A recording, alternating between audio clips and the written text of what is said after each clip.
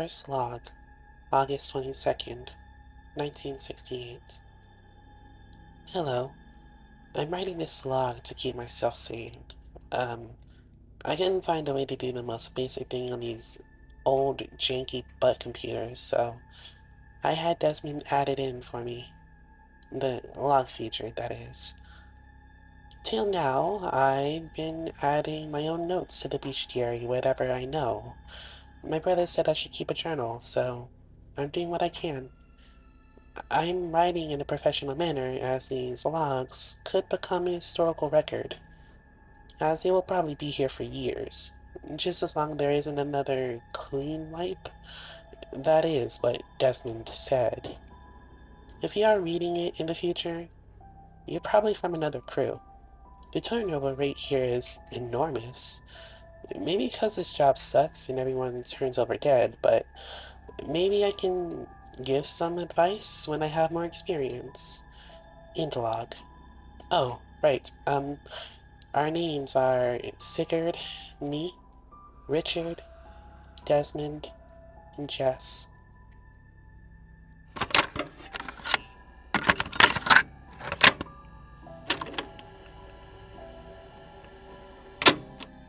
Ugh, gosh, this is squeezing me like a goddamn mummy. I'm a grown man. Give us some space between the legs. It's killing me. I'm dying. I hope you're happy, Dad. I finally got a job. Screw you. Everyone here smells. Especially Rich. I'm gonna throw him in a lake. I don't care what it's made of. I love being on camera duty. Oh, um, I forgot the date. It's August 24th, 1968.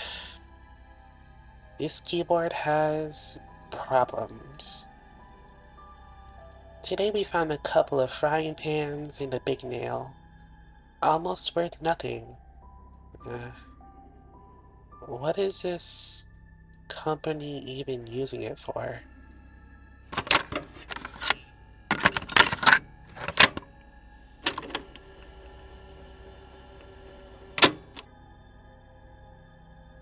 We got in the swing of things the past few days.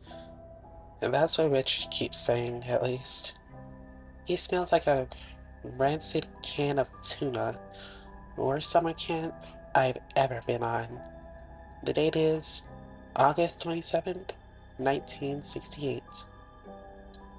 We make sure someone always has a shovel for bashing anything that moves. And we also put someone on camera duty, so they can open these big security doors with letters and numbers. I asked Desmond the Wizard how that works. I think he just types in the code that's on the door, and that's it. We sold some goods to the company at 70% value. I got my nerves chill listening to the fucking psychotic sounds behind the counter. And it seems like nobody else really cares about it, but I can't ignore it. I mean, my flashlight doesn't even go back there. The beam just goes dark.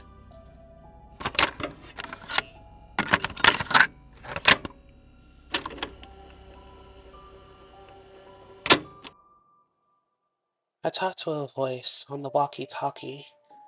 It was like a part of the screams. He told me the planet, the Golden Planet, actually existed. It's not a legend. He told me it didn't just hit a meteor. He said the planet was swallowed up by a beast, and they were in its body being digested.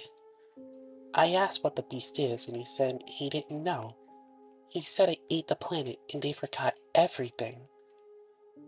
I couldn't get him to stop talking, but I said he was on the other side of a big wall, and I couldn't get him out.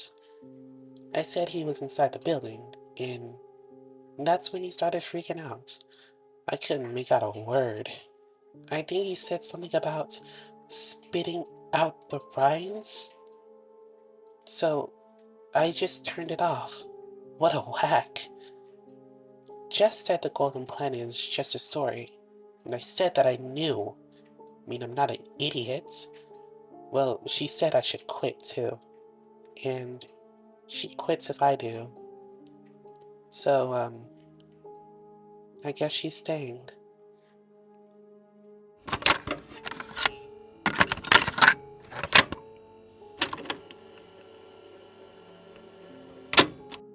The date is August 31st, 1968.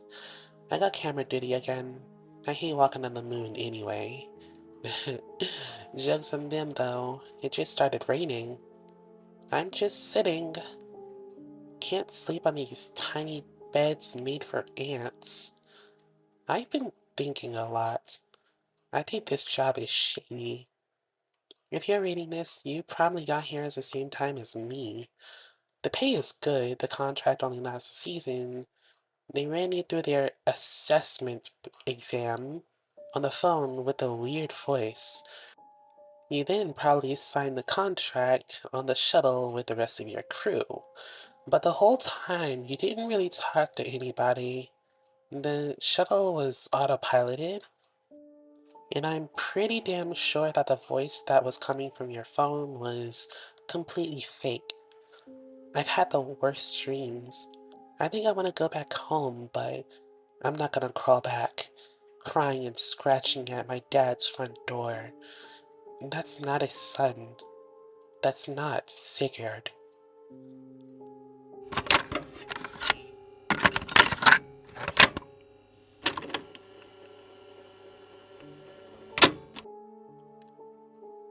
I got woken up early this morning because we were going to the company building to sell our useless garbage.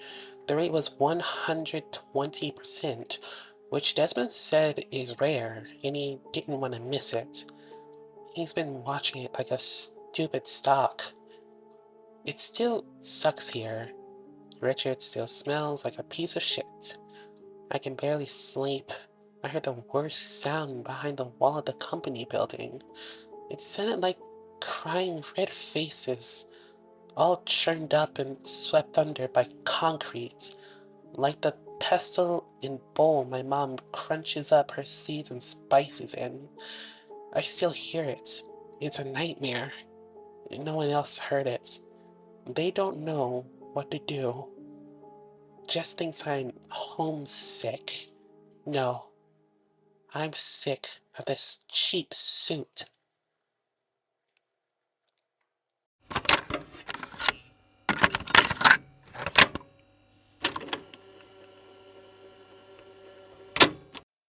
We we left Rich. We just had one more room to check and then we could be done for the day. I couldn't get the door open though. And then I look back and Rich wasn't there. It was the fucking wrinkly skin flower head man that walks on two legs. It turned his neck. I heard the crack, but he wasn't there. I wanted to find Rich, even if he was dead, but they are cowards. Their faces blank like idiots. There is nothing moving in their stupid skulls. All they wanted to do is leave. They were going to leave me too. We all hated Rich, but we didn't want this. This isn't worth it. It's just not worth it. We got a pair of scissors, a box full of stamps, and a bundle of cords to sell for nothing. It's just not worth it. What does the company even want it for?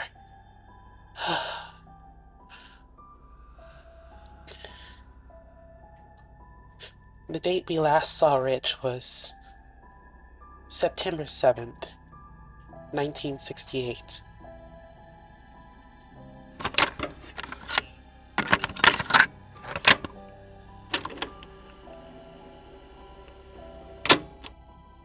For some reason, I was the one who had to call the company number to report the accident. They were too scared to do it.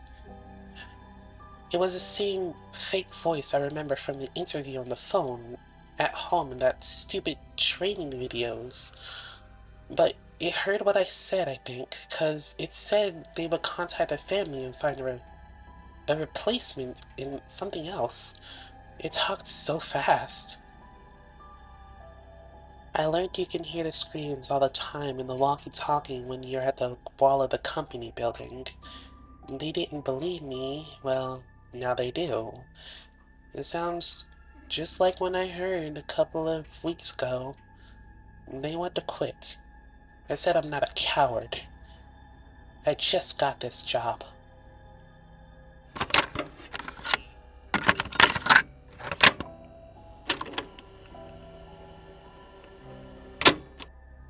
The past weekend, it feels like Desmond and Jess woke up.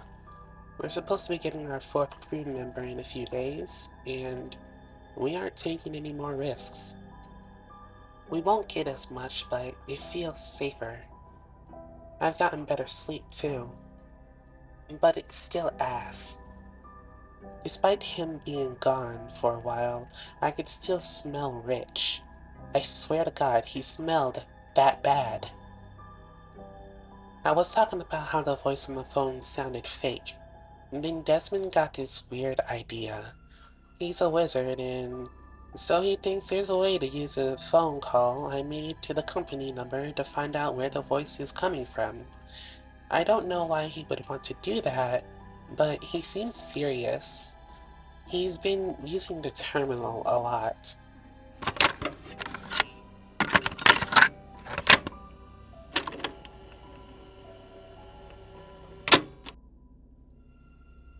Desmond wants me to write down what we figured out and keep my nonsense to a minimum.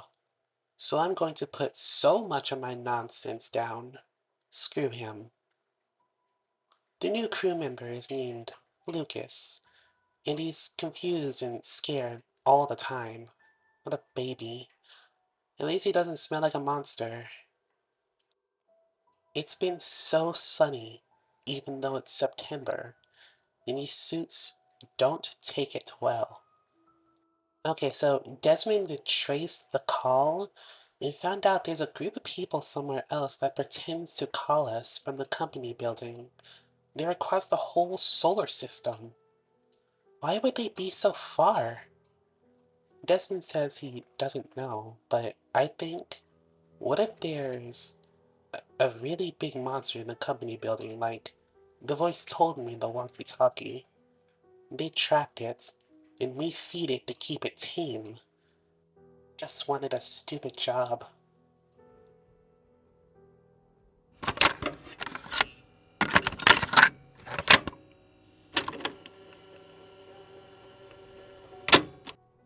I keep having bad dreams about the company building where the company breaks out of the giant concrete wall.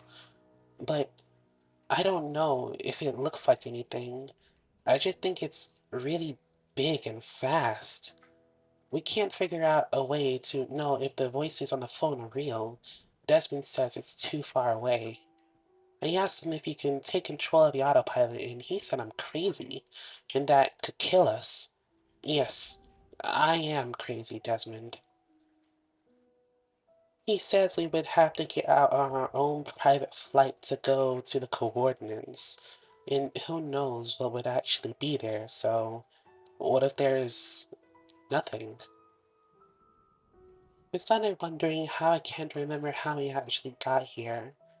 No, I just remember little things like the shuttle flight to the building where we signed our contracts.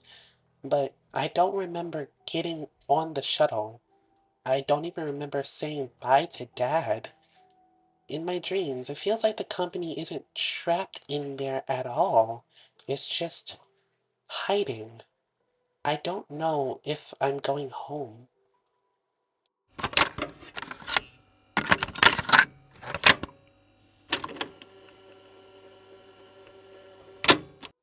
Desmond, October 3rd, 1968. I am encrypting these logs to keep them hidden, as I fear the system will be wiped if they are found. It's all a guise. We're supposed to think this is all just a transaction, but our real job is to keep an incredible terror fed. How long until its fullness ends and its hunger is insatiable? God knows. Maybe it has to do with all these desolate moons. Whoever reads this, I'm sorry to burden you with this. Please, have a good day and night. As what else is there for us to do?